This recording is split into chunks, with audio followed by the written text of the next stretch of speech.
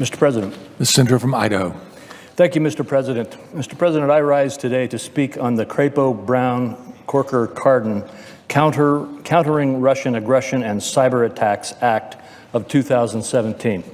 This bill filed as an amendment was filed as amendment number 232 to the Iran Sanctions bill late last night. Yesterday, the Senate Banking and Senate Foreign Relations Committees concluded their work on a groundbreaking piece of legislation regarding Russia sanctions. I say groundbreaking because the legislation not only ratchets up pressure against the Russian Federation for its illegal invasion and annexation of Crimea, continuing escalation of violence in eastern Ukraine, and its cyber activities against businesses and citizens of the United States.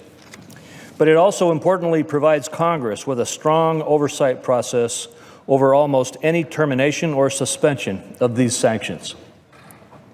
Senators Corker, Brown, and Cardin and their staffs spent many hours to ensure that we put together a thoughtful and measured product, and I thank them for their work. Senator Brown and I have worked together for months to try to craft a responsible Russia sanctions package, and Senator Corker has been a tireless champion of this measure, as has Senator Cardin. I also would be remiss if I did not recognize the work of Senators McCain and Graham and Shaheen and the many others who have worked to develop much of what has ended up in this legislation. All of us appreciate the leadership of Majority Leader McConnell and Senator Schumer, who worked with us as we came to our final agreement. The need for this legislation was underlined by the fact that many Americans have deep concerns about Russia's behavior over the past few years.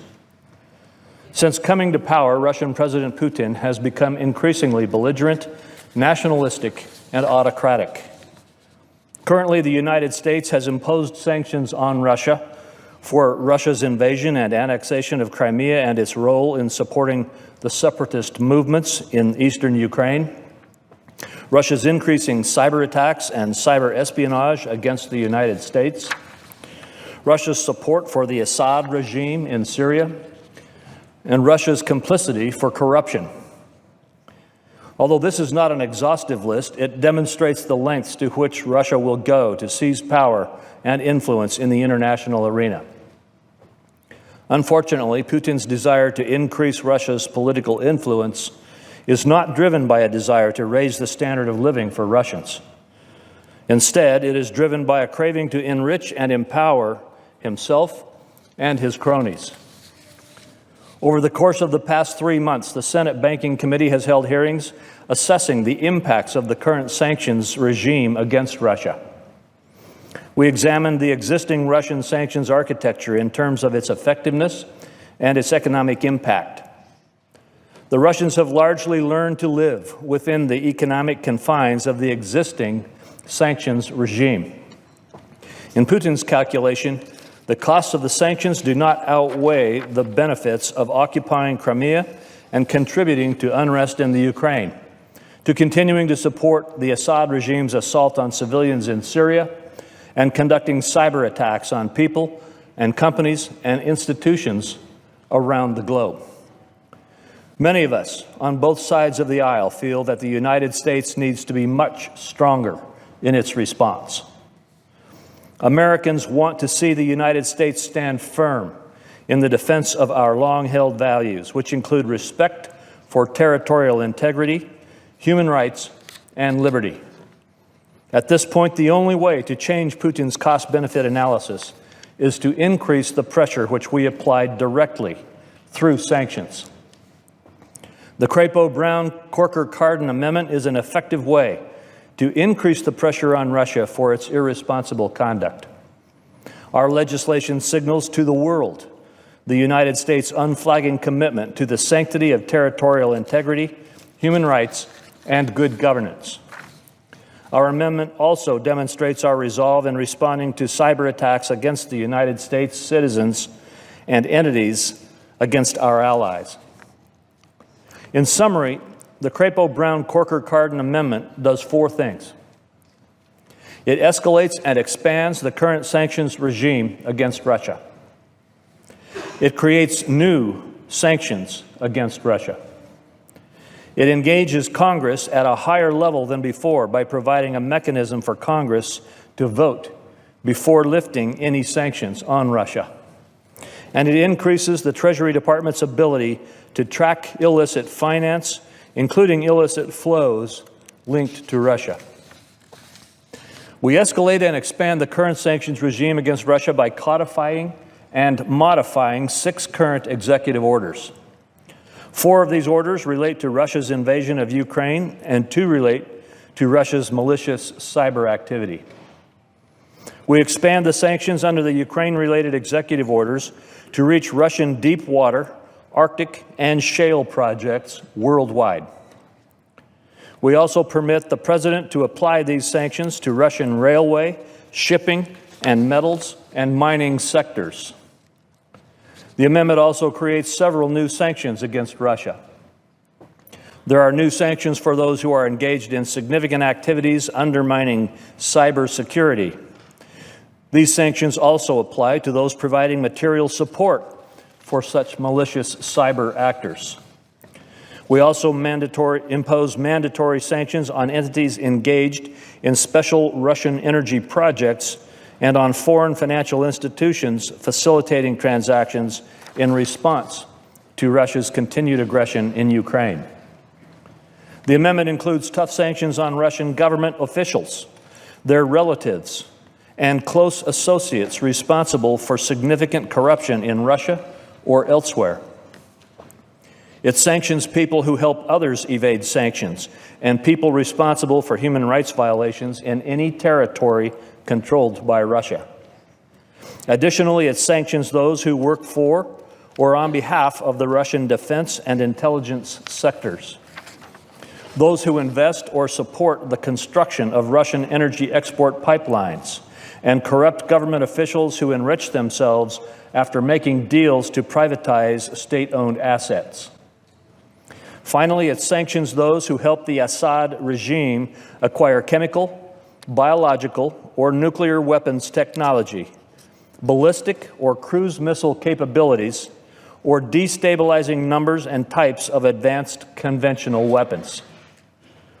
The Crapo-Brown-Corker-Cardin Amendment will result in some very powerful new sanctions on Russia.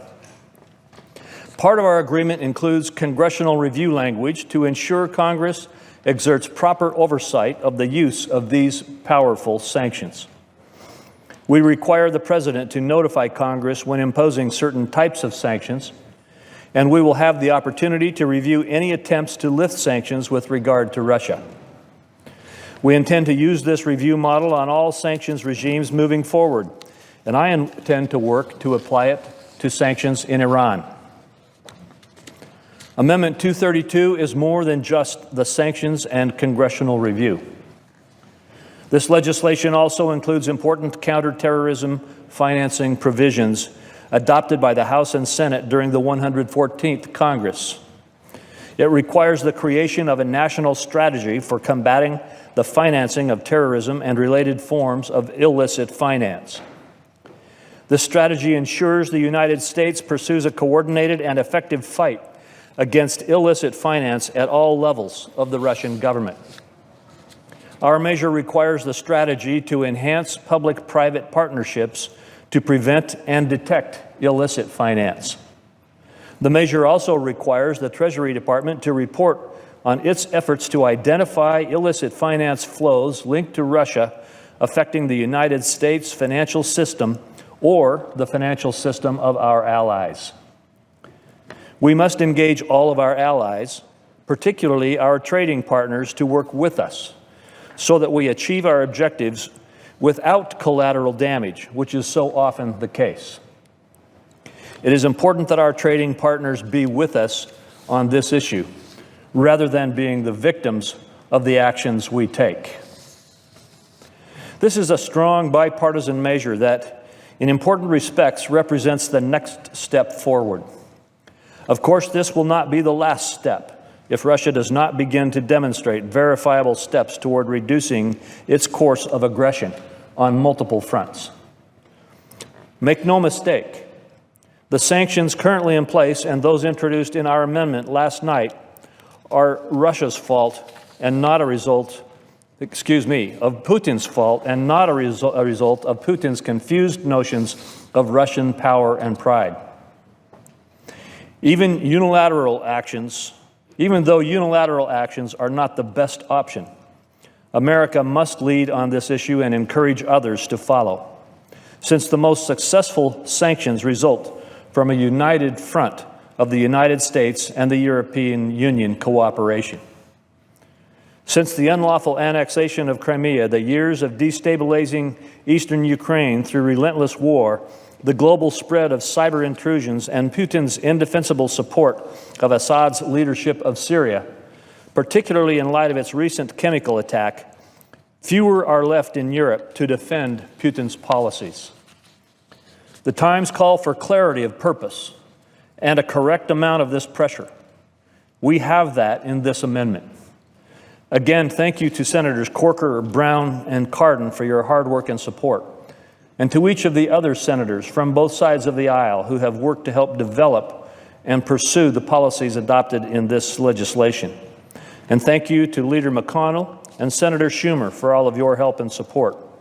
I look forward to passing this measure in short order, and I encourage all of my colleagues to support this bipartisan amendment.